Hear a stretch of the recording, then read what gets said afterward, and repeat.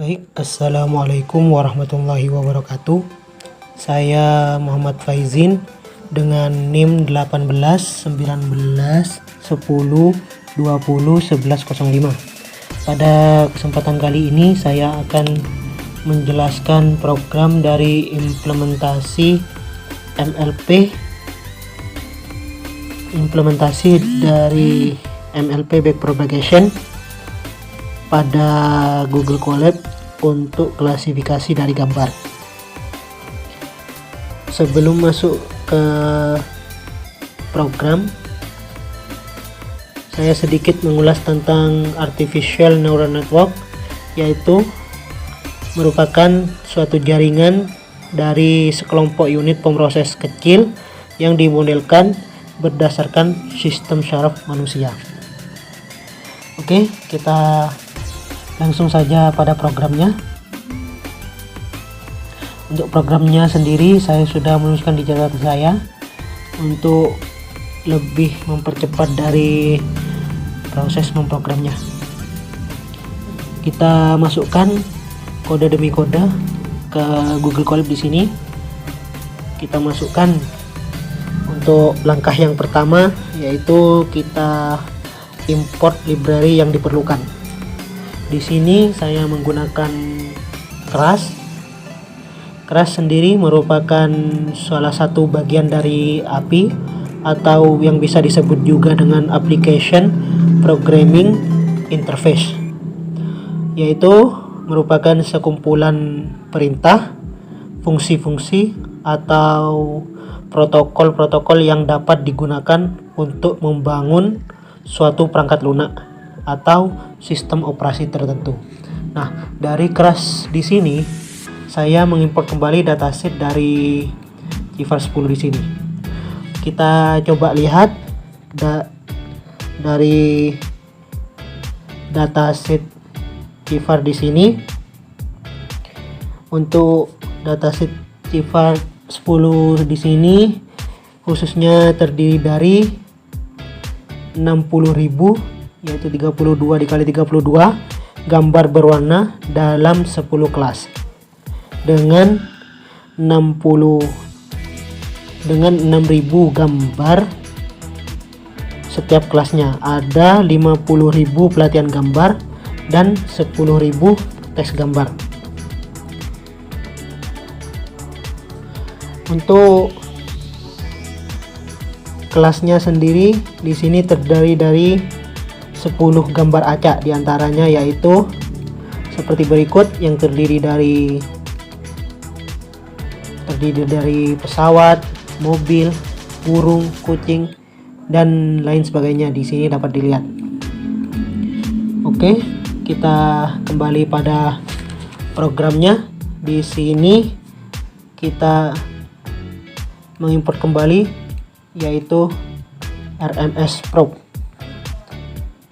Untuk RMS Probe sendiri di sini mirip dengan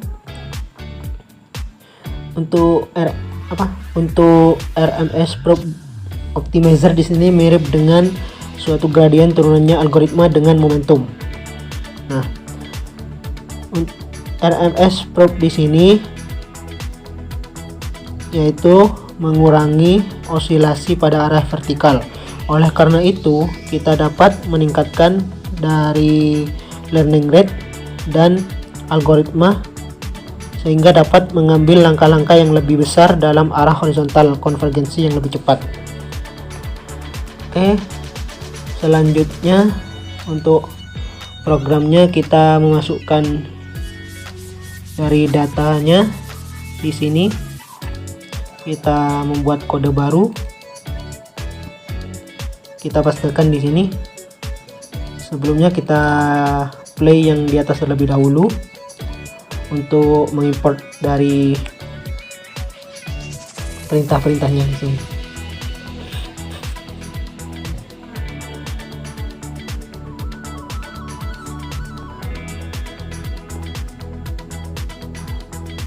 Oke, untuk yang kedua kita coba di run.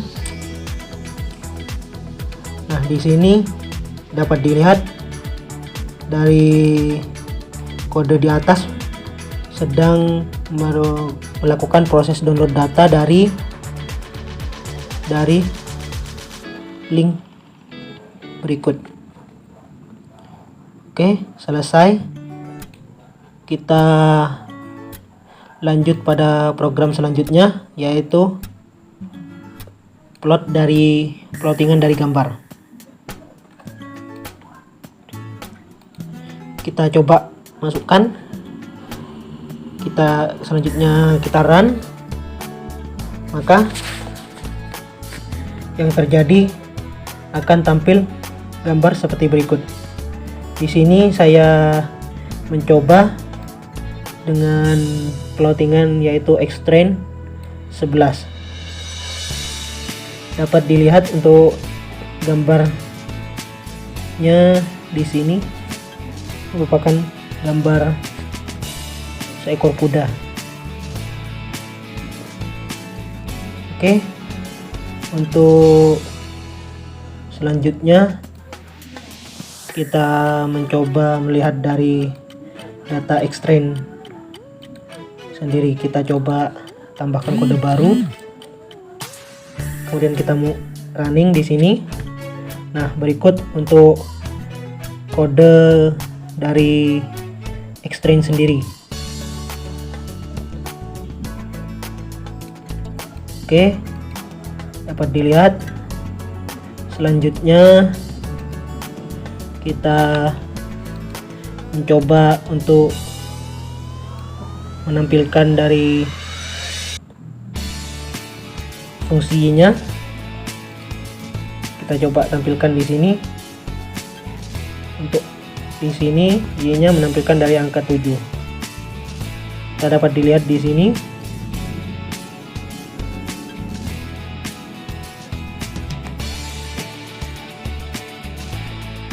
Menampilkan dari angka 7. Kemudian selanjutnya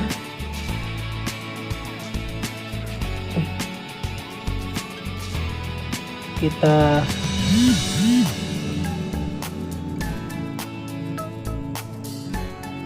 mencoba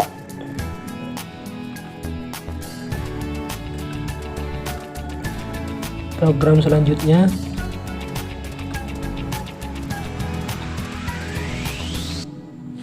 Nah, di sini untuk number classesnya di sini terdapat 10 untuk mendefinisikan dari gambar-gambar berikut dari 10 kelas berikut di sini.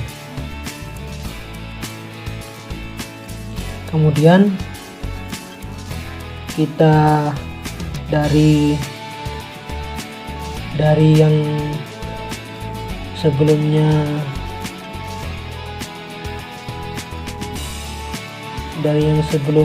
kita mendefinisikan kelas-kelas dari gambar berikut. Selanjutnya kita convert dari kelas-kelas yang ada menjadi metrik. Setelah kita run, maka akan menampilkan hasil seperti berikut.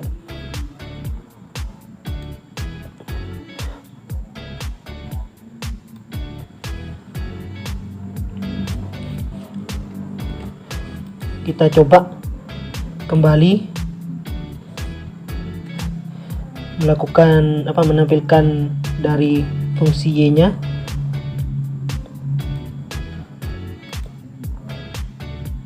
Oke, maka dihasilkan seperti berikut. Yang awalnya hanya 1, maka sekarang akan menampilkan angka seperti berikut di sini. Kemudian kita melakukan proses pemodelan. Nah, kita kopikan untuk programnya.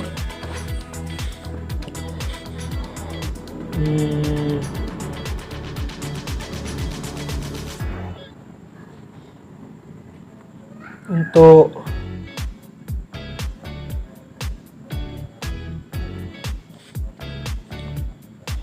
proses pemodelan di sini,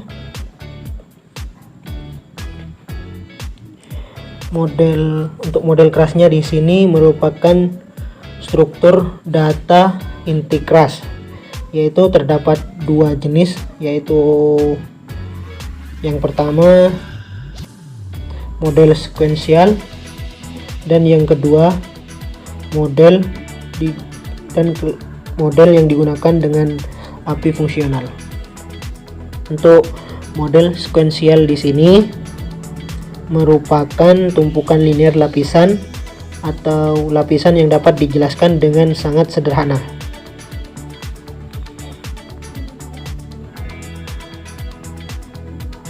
Selanjutnya, untuk lapisan kerasnya di sini terdapat di sini terdapat tensorflow.crush.layer.dense dan denser. Nah, di sini dalam contohnya sebelumnya dapat menggunakan layer denser. Crush memiliki banyak pilihan jenis lapisan yang telah ditentukan dan juga mendukung penulisan lapisan yaitu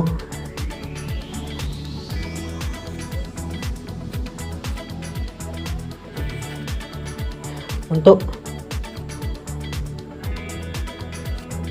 lapisan inti meliputi dense atau produk titik plus bias.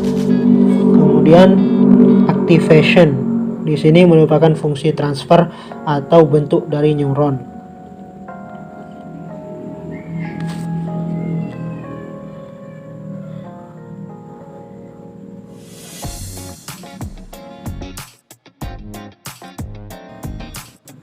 Baik, untuk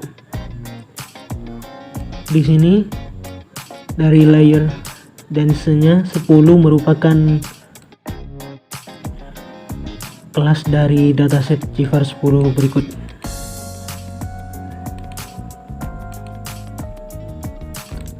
Oke, kemudian kita lanjut pada kode selanjutnya, yaitu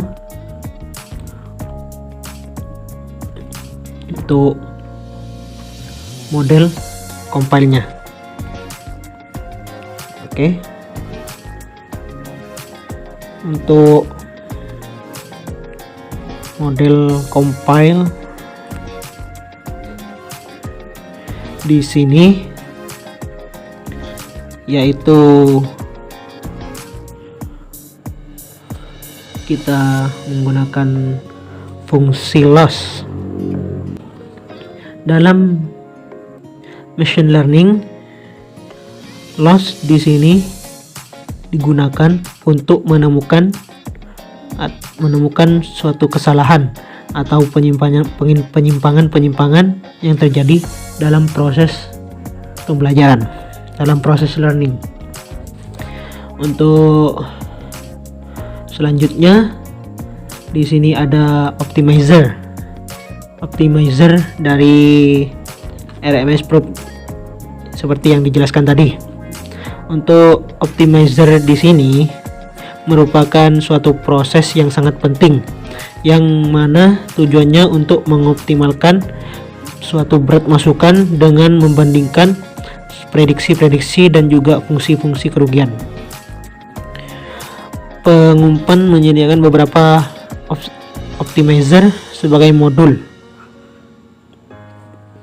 yaitu untuk di sini saya menggunakan suatu optimizer dari RMS Probe dengan menggunakan learning rate yaitu sebesar 0,001. Kemudian ada fungsi metrik. Nah, untuk fungsi metrik dalam machine learning di sini berfungsi untuk mengevaluasi dari kinerja model. Hal ini mirip dengan fungsi loss, namun di sini tidak digunakan dalam proses pelatihan.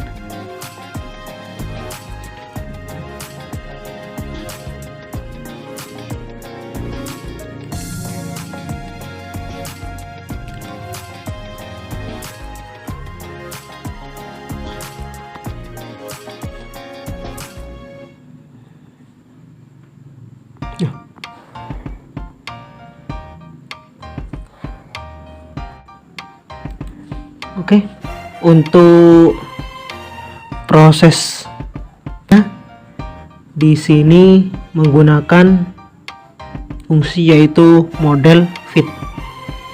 Untuk model fit sendiri di sini tujuannya yaitu untuk mengevaluasi dari model tentang pelatihan, dimana kita mencoba dari X-train dan juga Y-train dengan epoch sebanyak 20. Kita coba jalankan. Oke, ada yang error di sini. Oh, kita jalankan untuk model yang di atasnya terlebih dahulu. Kemudian kita running untuk model compile-nya di sini. Untuk proses dari sini memerlukan waktu, jadi kita coba skip saja, nanti kita mempercepat dari durasinya.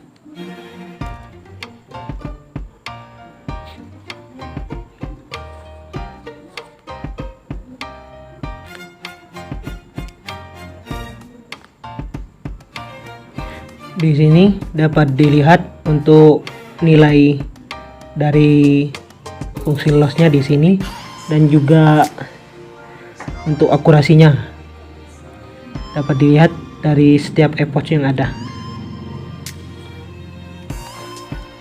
Oke, semua epoch setelah selesai, kita lanjut pada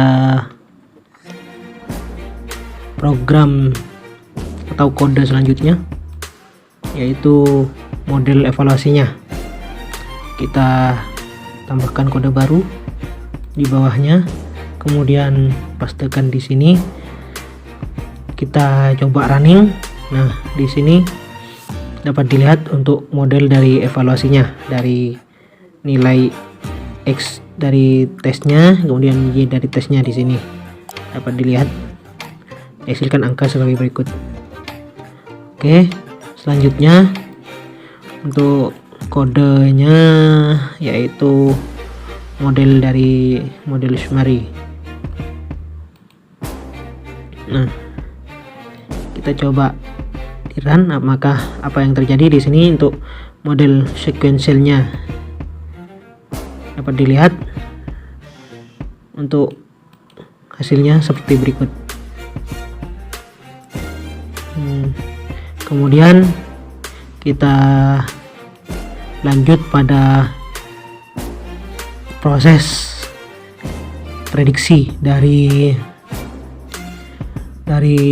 machine learning tersebut. Kita yang pertama yaitu mengimport dari library-nya.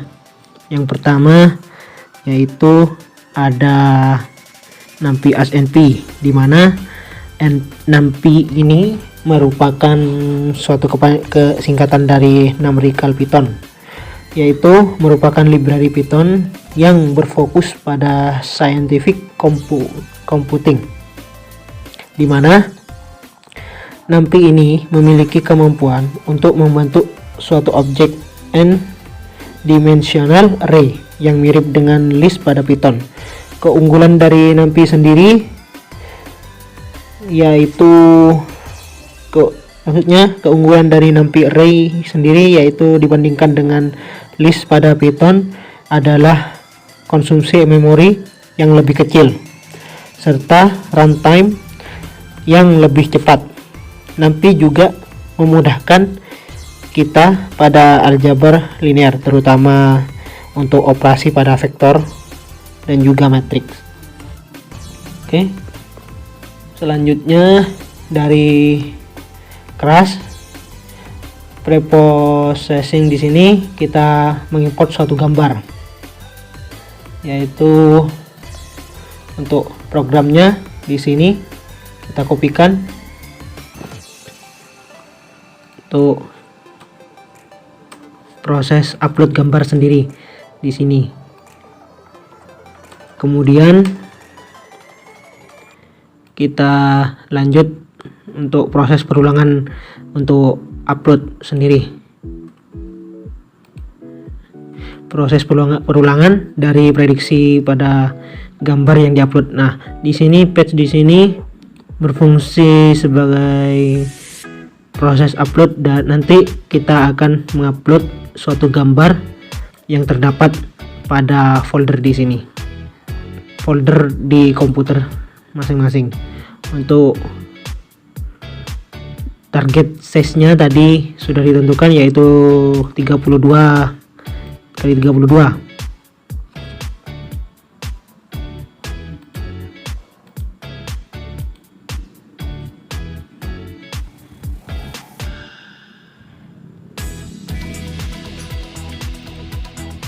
Oke, untuk NP expand ini digunakan untuk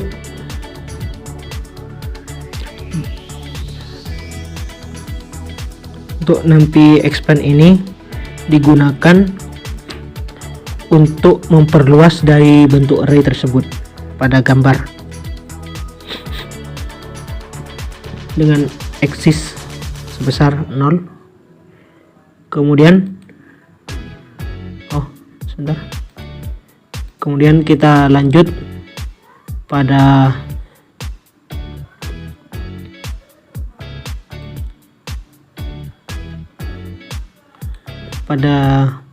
prediksi dari setiap kelasnya dari Cipher 10 di atas yang tadi.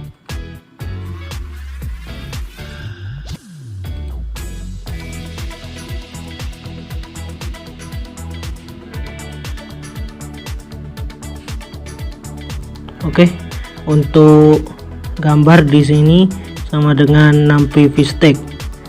Nah, untuk fungsi NumPy VStack ini berfungsi sebagai penumpuk dari urutan array input secara vertikal yang digunakan untuk membuat menjadi satu array. Kemudian kelasnya yaitu untuk model prediksinya yaitu dari gambar yang dimasukkan dengan batch size sebesar 10. Kemudian kita tampilkan dari kelasnya. Selanjutnya untuk program dari kelasnya di sini untuk program yang terakhir. Lanjut pada penampil kelasnya. Nah, di sini terdapat fungsi baru yaitu NumPy Argmax.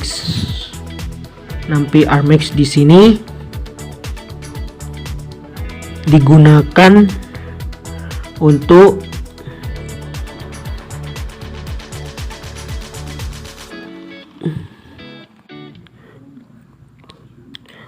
mengembalikan ke posisi dari nilai terbesar dari kelas-kelas berikut. Kemudian di sini terdapat beberapa kondisi sehingga di sini menggunakan fungsi if dan juga else if. Untuk fungsi pertama di mana apabila kelasnya sama dengan 0, maka untuk keluarannya yaitu sebuah pesawat. Kemudian ketika kelasnya bernilai 1, maka untuk outputnya yaitu sebuah mobil. Kemudian ketika kondisi kedua dengan nilai 2, maka outputnya yaitu seekor burung. lanjut pada kondisi-kondisi selanjutnya sampai pada kondisi terakhir, di mana merupakan outputnya yaitu sebuah truk. Apabila dari gambar yang dimasukkan tidak terdapat pada kelas berikut, tidak terdapat dari 10 kelas berikut, maka untuk keluarannya berupa cannot recognize the image, yaitu berarti bahwa gambar tidak dikenali, seperti itu. Kemudian di print, selesai. Oke, kita coba jalankan kodenya. Nah, di sini akan tampil seperti berikut. Kemudian kita coba pilih file, maka akan diarahkan ke tampilan komputer kita. Di sini kita coba masukkan yang gambar yang pertama ini yaitu seekor kodok. Kita coba open, maka untuk outputnya sendiri yaitu di sini yaitu it is a frog. Done. Berhasil. Untuk yang pertama di sini berhasil. Kita coba selanjutnya yang kedua, yaitu kita coba masukkan sebuah kapal. Maka di sini tertulis it is a ship. Oke, untuk yang kedua juga benar.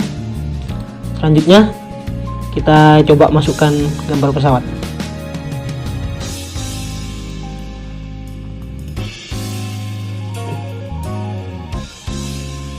Nah, di sini untuk nilainya juga muncul seperti berikut. Kemudian outputnya di sini it is a airplane. Oke, untuk ketiga percobaannya benar, yaitu 100% benar. Baik, mungkin itu saja penjelasan yang dapat saya sampaikan pada video kali ini. Kurang lebihnya mohon maaf. Wassalamualaikum warahmatullahi wabarakatuh.